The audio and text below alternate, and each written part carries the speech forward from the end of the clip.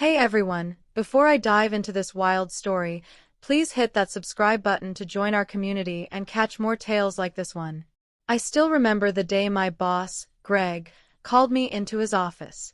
It was a Tuesday morning, the kind where the coffee machine was already acting up. He sat behind his desk, leaning back in his chair, a smug grin plastered on his face. "You're not leadership material," he said, his words sharp like a paper cut. I was stunned, my mind racing to process what he meant. I'd been with the company for 5 years, pouring my heart into every project. My team's numbers were solid, better than solid, actually. We'd hit every target that quarter, and I'd personally led the charge on a campaign that boosted revenue by 15%. But Greg didn't care about that. He had his favorites, and I wasn't one of them. I walked out of his office feeling like I'd been punched in the gut. All I could think was, how am I not leadership material? I didn't argue with him, yet. I just nodded and left, my jaw clenched tight.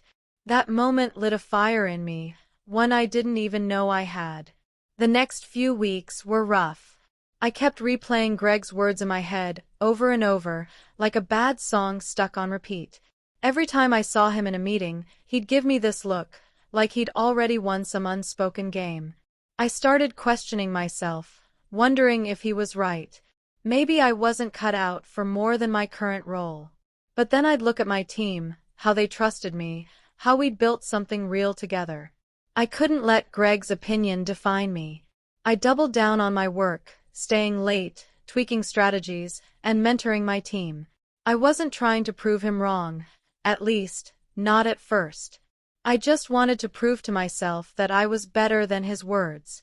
Slowly, I started noticing little wins. A client praised my presentation, a colleague asked for my advice. Those moments kept me going, even when Greg's smirk was unbearable. The annual review was coming up, and the buzz around the office was intense. Everyone knew the board was looking to fill a director position. Greg was gunning for it, strutting around like it was already his. He'd drop hints in meetings, talking about, "when I'm director," with this cocky tone. I didn't think much of it at first. I was just focused on surviving his constant critiques. But my team kept pushing me, saying I should throw my hat in the ring. "You're the one who actually gets stuff done," one of them said. I laughed it off, but the idea stuck. Could I really go for it? The thought of leapfrogging Greg was tempting, but terrifying. I'd never considered myself the director type before. Still, I spent nights polishing my portfolio, outlining my contributions, and preparing for the review. Greg didn't make it easy. He started piling on extra work, nitpicking every detail of my reports. Once, he called me out in front of the team for a minor typo, acting like it was a federal crime.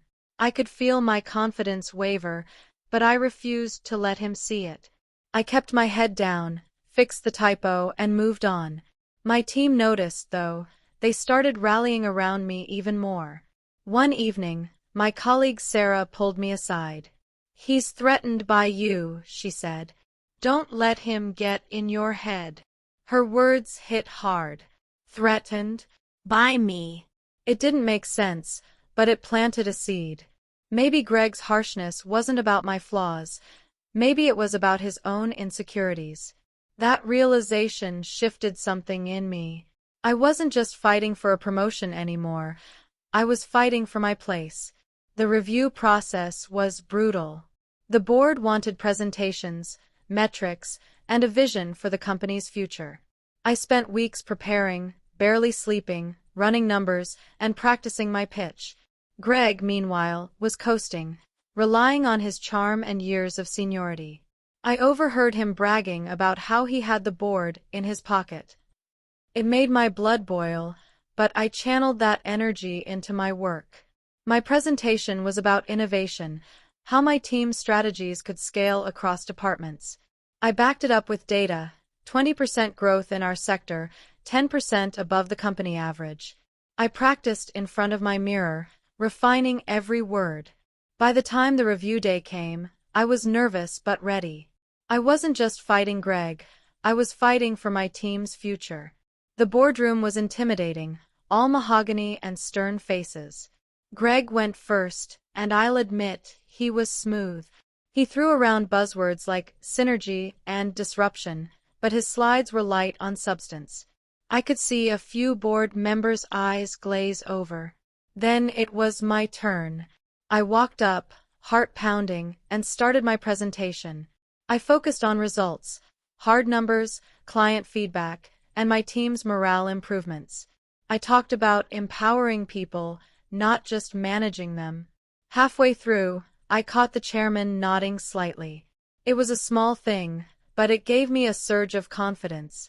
I finished strong, answering their questions with clarity. Walking out, I felt lighter, like I'd left everything on the table. After the presentations, the waiting game began. Greg was insufferable, acting like the promotion was a done deal. He'd clap me on the shoulder and say things like, "Good effort, but don't get your hopes up." I ignored him, focusing on my team's projects. Days turned into a week, and the tension was unbearable. Rumors swirled about who the board was leaning toward. Some said Greg's experience gave him the edge, others whispered my name. I tried not to get caught up in it, but every email notification made my heart race. My team kept me grounded, though. They'd leave little notes on my desk, saying things like, "You've got this." Their support meant everything, especially when Greg's voice still echoed in my head. The day of the announcement came, and the office was buzzing. We were all called into the main conference room. Greg was there, grinning like he'd already won. I stood in the back, trying to stay calm. The chairman walked in, his face unreadable, and started talking about the company's future. My stomach was in knots as he listed the qualities they wanted in a director: vision, results, and integrity. Then he said my name. The room went silent. I blinked, unsure if I'd heard right. "We're promoting you to director," he said, and the board clapped. Greg's face froze, his grin replaced by a look of pure shock. My team erupted in cheers, and I felt like I was floating. I'd done it. Walking back to my desk, I was mobbed by congratulations. My team was ecstatic, high-fiving me and joking about throwing a party. Greg didn't say a word. He just slipped out of the room. I didn't gloat, but I won't lie, it felt good. All those late nights, all the self-doubt, all of Greg's jabs, it was worth it for that moment. The board's decision wasn't just a promotion, it was validation. They saw what I'd been building, what my team believed in. I wasn't just not leadership material, I was the one they chose over him. That night, I went home and cracked open a beer, letting it all sink in. I'd fought for this, and I'd won. But the real work was just beginning. The next day, I was called into a meeting with the board to discuss my new role. They laid out their expectations: bigger projects, cross-department collaboration, and mentoring new talent. I was ready to dive in, but I couldn't shake the thought of Greg. He was still my boss, technically, until the transition was complete. I wondered how he'd handle reporting to me now. Would he be professional, or would he make things harder? I didn't have to wait long to find out. By noon, Greg was in my office, trying to act casual. "Congrats," he said, but his tone was icy. I thanked him and kept it professional, but I could tell he was fuming. This wasn't over yet, and I knew I'd need to stay sharp. The transition period was awkward, to say the least. Greg was still in the office, handling his old duties while I started shadowing the board. He'd make passive-aggressive comments in meetings, like, "Well, that's one way to do it." My team noticed and started calling him out behind his back, but I told them to keep it professional. I didn't want to stoop to his level. Instead, I focused on my new responsibilities: meeting with department heads, reviewing budgets, and outlining my vision. The board wanted me to streamline operations, something Greg had never prioritized. I saw it as a chance to prove myself all over again. Every night, I'd go home exhausted but energized, sketching out ideas for the department. Greg's shadow loomed, but I wasn't letting it stop me. One day, Greg crossed a line. He sent an email to the whole team, clarifying a decision I'd made, without copying me. It was a power move, plain and simple. I could have escalated it to the board, but I didn't. Instead, I called him into my office now, and had a calm, firm talk. I told him we needed to work together for the team's sake. He nodded, but his eyes said he wasn't buying it. After he left, I sat there, wondering if I'd handled it right. Sarah, my colleague, popped in and said, "You're already leading better than he ever did." That meant more to me than the board's approval. I wasn't just filling a role, I was setting a tone. Greg could push, but I wasn't backing down. As weeks passed, I settled into the director role. I started implementing changes, open-door policies, regular team check-ins, and a focus on data-driven decisions. The team responded well, our productivity spiked, and morale was higher than ever. Even other departments noticed, with managers asking to borrow my strategies. Greg, meanwhile, was fading into the background. He stopped showing up to optional meetings, and his work became sloppy. I heard whispers that he was job hunting, but I didn't care. My focus was on building something better than what he'd left behind. I wasn't trying to erase him, I just wanted to show what real leadership looked like. Every win felt like proof that the board had made the right call. One of my first big projects as director was a company-wide initiative to boost client retention. I pitched a plan that combined personalized outreach with predictive analytics, something Greg had dismissed as too complicated. The board loved it, and we rolled it out in record time. The results were immediate. Client satisfaction scores jumped 12% in a month. My team was thrilled, and even the board sent me a personal note of congratulations. I framed it, not to brag, but as a reminder of what we'd achieved together. Greg wasn't in those meetings, but I heard he'd grumbled about beginner's luck.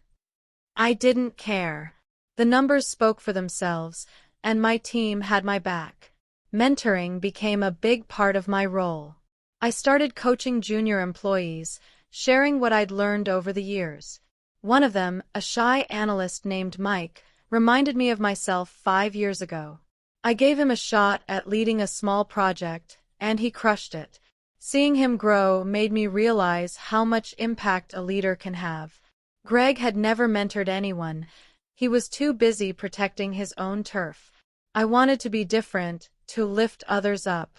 The board noticed, too, mentioning my people-first approach in a quarterly review. It wasn't just about the promotion anymore, it was about creating a culture where everyone could thrive. That's what kept me up at night, in a good way. By the 3-month mark, Greg was barely a factor. He'd stopped trying to undermine me, probably because the board was watching closely. My team was hitting new highs, and other departments were asking for my input. I was invited to present at an industry conference, something Greg had always hogged for himself.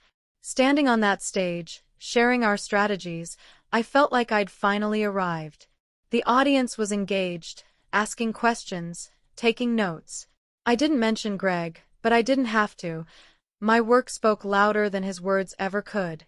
Back at the office, my team threw a mini celebration for me. It wasn't just about the conference, it was about what we'd built together. One day, I got an unexpected email from the chairman. He wanted to meet one-on-one to discuss long-term strategy. I was nervous. What if I'd missed something? But when I walked into his office, he was all smiles. He said the board was impressed with my progress and wanted me to take on more responsibility. They were considering me for a regional role, overseeing multiple departments. It was a huge step, one I hadn't even dreamed of when I was fighting Greg's insults. I thanked him, trying to stay composed, but inside I was reeling. From not leadership material to this, it felt unreal.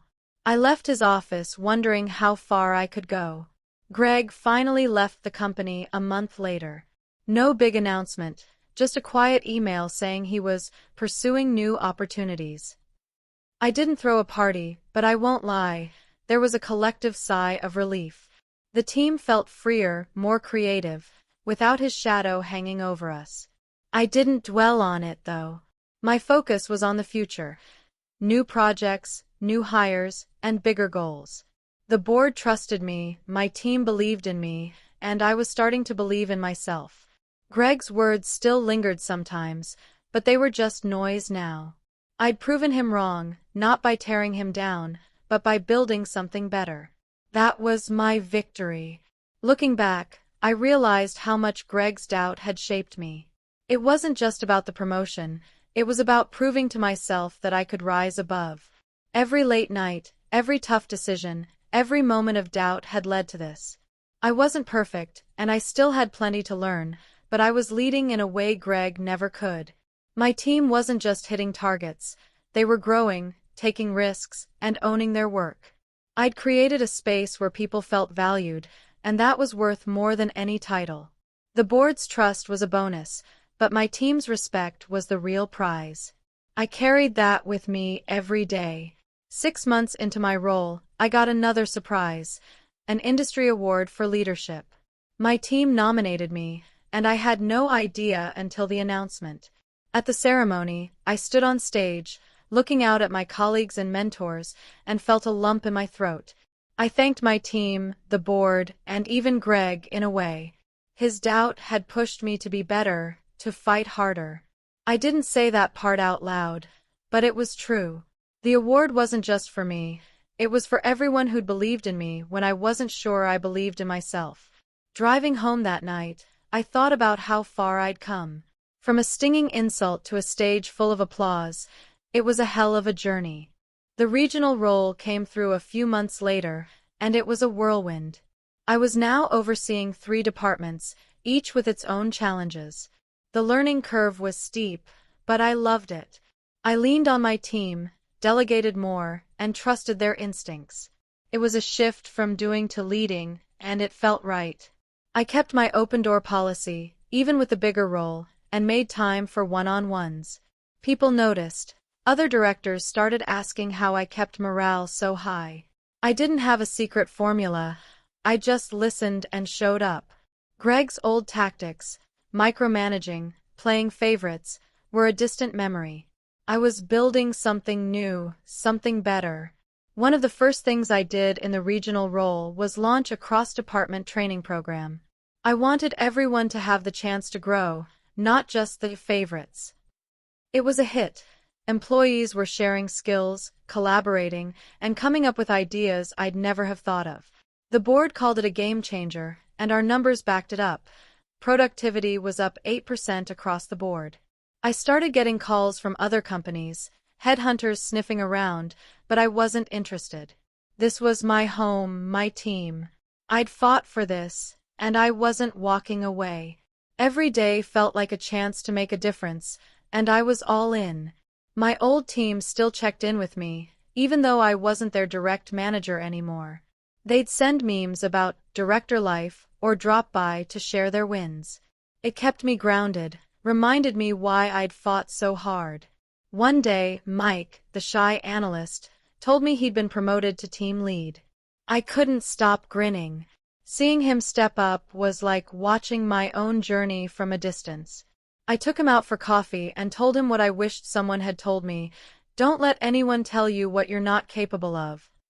He nodded, and I knew he got it. Moments like that made every late night worth it. The company was changing, and I was part of it. We were landing bigger clients, hitting higher targets, and people were talking about us in the industry. I wasn't the only one driving it. My team, my peers, even the board were all in. But I knew I'd played a role in shifting the culture. No more Greg-style leadership, no more tearing people down to feel big. We were about results, but also about people. I'd sit in meetings, listening to ideas from junior staff, and think, this is what it's supposed to feel like. It wasn't perfect. There were still long days and tough calls, but it was ours. We were building something real. A year after the promotion, I got a chance to reflect. The board asked me to speak at an all-hands meeting about my journey. I stood in front of the company, sharing the story of Greg's words and how they'd pushed me. I didn't name him, but I didn't have to. People knew. I talked about resilience, about trusting your work, about lifting others up. The room was quiet, then erupted in applause. Later, a new hire told me my story made her feel like she belonged. That hit me hard. Leadership wasn't just about titles or wins, it was about making space for others to shine. I'd learned that the hard way, but I'd learned it. Sometimes, I'd think about Greg and wonder where he was. I heard he'd landed at a smaller firm, but I didn't keep tabs. His words didn't haunt me anymore. They were just a chapter in my story. I'd turned his doubt into fuel, and I was grateful for it in a weird way. Without that push, I might not have fought so hard. I might not have seen what I was capable of. My team, my projects, my role, they were all proof that I was more than not leadership material. I was a leader, not because of a title, but because of what I did every day. That was enough for me. The company kept growing, and so did I. I took on more strategic roles, sitting in on board meetings, shaping our 5-year plan. It was daunting, but I was ready. I'd earned my seat at the table, and I wasn't questioning it anymore. My team had grown, too, new faces, new ideas, but the same spirit. We were a unit, stronger than ever. I made sure everyone knew their voice mattered, from interns to managers. That was my legacy, not just the numbers or the awards. I wanted people to feel what I'd felt when my team rallied around me, seen, valued, capable. One day, I found an old notebook from my early days at the company. It was full of scribbled goals, half of them crossed out. One page had a note, "Prove Greg wrong." I laughed, realizing how small that goal seemed now. I'd done more than prove him wrong. I'd built something bigger than his doubt. My team was thriving, the company was stronger, and I was exactly where I was meant to be. I tucked the notebook away, a reminder of how far I'd come. Every challenge, every late night, every moment of doubt had led to this. I wasn't just leadership material. I was a leader.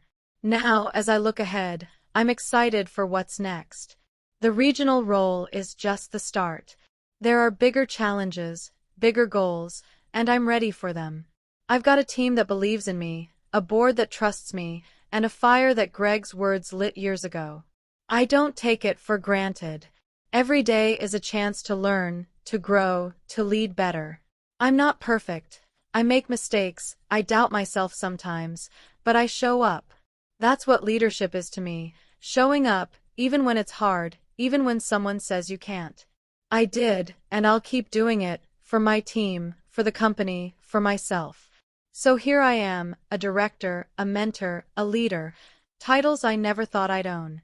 Greg's words feel like a lifetime ago, a spark that turned into a flame. I don't know where he is now, and I don't care. This story isn't about him. It's about me, my team, and what we built together. From a stinging insult to a boardroom win, it's been a hell of a ride. I'm not done yet, and neither are we. There's more to do, more to prove, not to Greg, but to ourselves. That's the real victory. Thanks for listening to my story. If it resonated, share it with someone who needs to hear it. And keep showing up. You never know where it'll take you. If you enjoyed this story, don't forget to subscribe to the channel for more real-life tales of triumph and growth.